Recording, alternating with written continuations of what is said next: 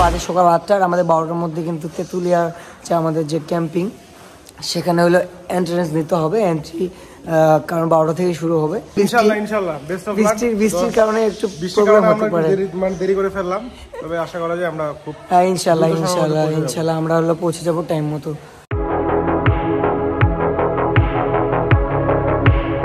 আর আমাদের অবস্থা এত খারাপ, কেউ নেই নাই, আর পুরো বৃষ্টি, বিরল থেকে বের হওয়ার কিছুক্ষণ পর থেকে বৃষ্টি শুরু হয়, খাওয়া তো পুরো বৃষ্টি চলতেছে, আর সব কিছুর অবস্থা পুরোপুরি খারাপ।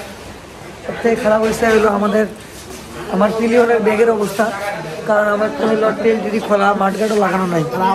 আমার হেলমেটটা একটু দেখান, পেডিং খুলে রাখছে ব্যাগে, কারণ পেডিং ভিজে গেছে, যে আমারও হুডি ভিজে গেছে, ভাইয়ের জামা ভিজে গেছে, ভাইয়ের ভিজছে, সবারই একদম ভিজে পুরোপুরি শেষ। আমরা ব্রেকফাস্ট করবো, তারপরে যাই না যে 12টার মধ্যে যাওয়ার কথা ছিল, কিন্তু 12টা তো দূরের কথা, আমরা বিকালের মধ্যে পৌঁছাইতে পারবো কিনা নট শিওর। আর তাবু ক্যাম্পিংয়ের আমাদের কী হবে জানি না, কারণ যেখানে ক্যাম্পিং হওয়ার কথা সেই জায়গা অলমোস্ট মনে হয় এখানে ডুবে গেছে, তো আল্লাহ ভরসা।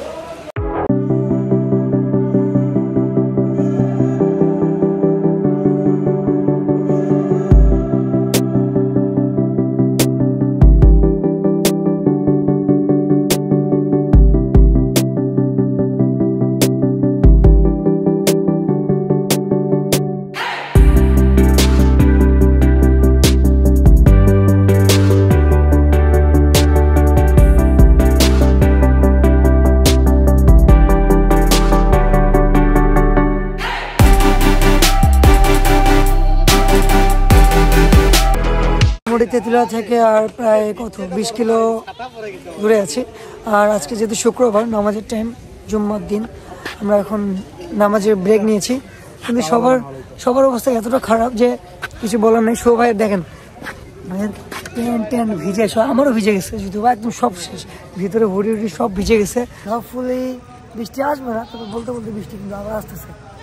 আমরা দেখতে পাচ্ছি যে আমাদের ওয়েদারটা খুবই সুন্দর, জায়গাটা একদম নিরিবিলি একটা জায়গা, না যদিও বাইক আছে অনেকগুলা। তো আমরা এখন কিন্তু ক্যাম্পিং সাইডে চলে আসছি তেঁতুলিয়ায়, অলমোস্ট অনেক বাইকার চলে আসছে।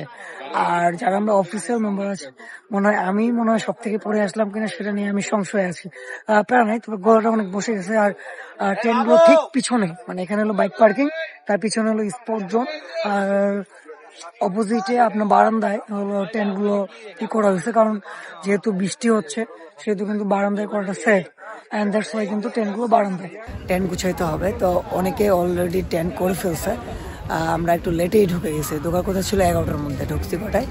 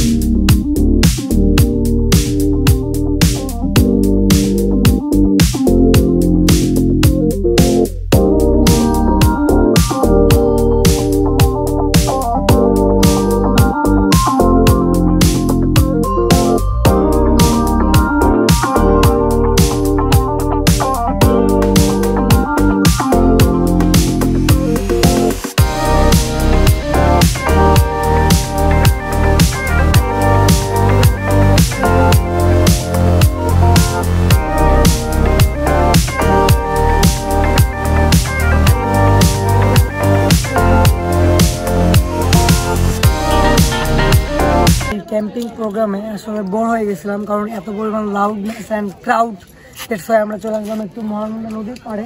আর এই নদীর সাথে কিন্তু অনেক স্মৃতি জড়িয়ে আছে পঞ্চগড় বাসে, তেঁতুলিয়া বাসে। সেই স্মৃতিগুলো একটা অন্য ব্লগে বলবো। আর এই যে সাব্বির ভাইয়া, যিনি এখনো খায়নি, তাকে শুকাই গেছে লোকটা, যাই গলাটা বসে গেছে আমার। আর আমরা এখন এই তেঁতুলিয়ার এই মহানন্দা নদীর পাড়ে দাঁড়িয়ে ভিজিট করতেছি যে ইন্ডিয়ার মানুষ কিভাবে রয়্যাল এনফিল্ড মাত্র 1 লাখ টাকা দিয়ে চালাচ্ছে।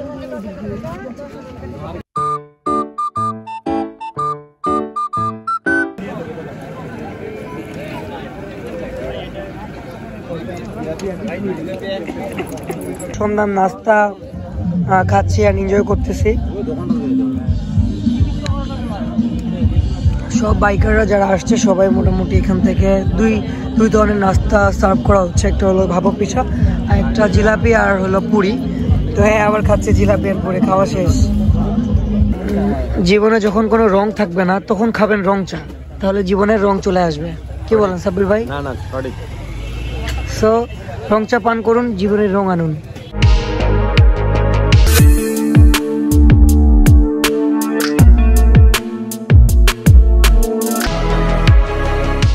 সো আমাদের টেন্ট কিন্তু অনেক আগেই গোছানো হয়ে গেছে। এটা হলো আমাদের দুইজনের দুটো টেন্ট। সাব্বির ভাই আমার সাথে যারা আসছিল বিভিন্ন জায়গায় টেন্ট করে আছে। তো অনেক বিশাল বড় জায়গা, এদিকে ওইদিকে সব মিলে টেন্টের কোনো অভাব নেই, অসংখ্য বিশাল বড় বড় 8-10 জনের টেন্ট এখানে অ্যাভেলেবেল, অনেক। তো আমি দেখাই, এখানে কেউ নেই কিন্তু আসবে রাতের বেলা যখন সবাই পাগল হয়ে যায়।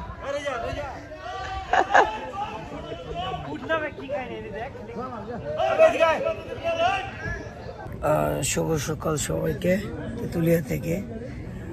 আর এখন ঘুম থেকে উঠে গেছে আর প্যাক আপ করতেছি, কারণ আমাদের বের হতে হবে। তো যাওয়ার পথে তেতুলিয়ার যে কাঞ্চনজঙ্ঘা মহানন্দা নদী পার থেকে দেখা যায় সেটা ভিজিট করবো। যদিও বা শুনলাম দেখা যাচ্ছে না, বেদলাক 9বার আসার পরও দেখতে হয়তো বা পেলাম না, কারণ গত রাতে দেখছিলাম যে লাইট দেখা যাচ্ছে, বাট আজকে নাকি দেখা যাচ্ছে না।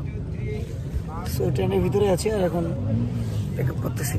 আমরা অলরেডি প্যাক আপ করে ফেলছি আর নাস্তাও করে ফেলছি খিচুড়ি দিয়ে। তো আলহামদুলিল্লাহ আমাদের যে এই ক্যাম্পিংটা পারফেক্টলি শেষ হইলো। যদিও বা একটু আসতে আমাদের প্রবলেম হয়, বাইকগুলোর অবস্থা দেখলে সত্যি কান্না বেরোচ্ছে, কি পরিমাণ বাজে অবস্থা। আর এখন এই ক্যাম্পিং সাইট থেকে বের হয়ে যাব। তো অনেকে অলরেডি বের হয়ে গেছে, অনেকে নাস্তাও করেনি, বাট আমরা একটু হালকা করে নিলাম। So thank you so much everyone for watching this vlog.